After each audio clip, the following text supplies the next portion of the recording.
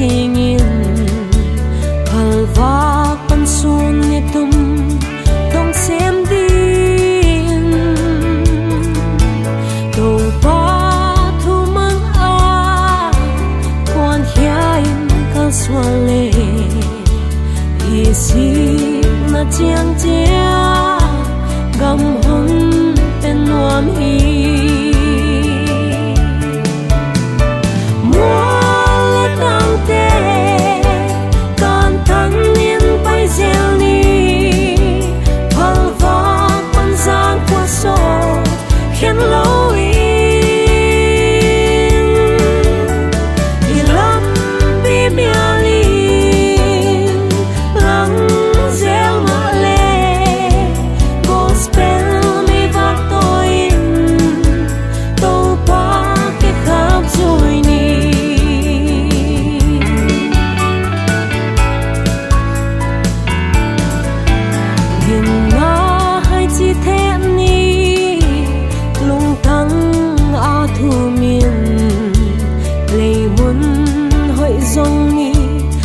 xuống đi nghìn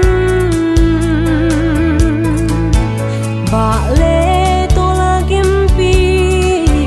hun om zel ma lê gospel bu chi poin ma son zel ni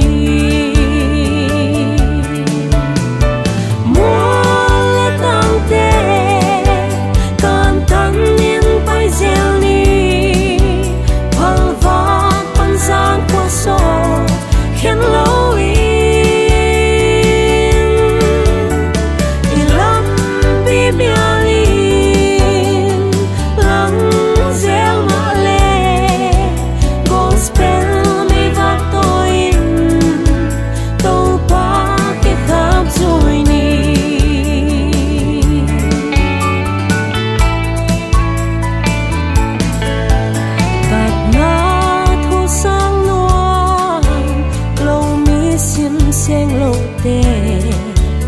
lê a nấp xa in lăng mạ lê u cầu pa mít mu in liang vai gần thế hi u a mau tê hốt đắm na thu quạc về ni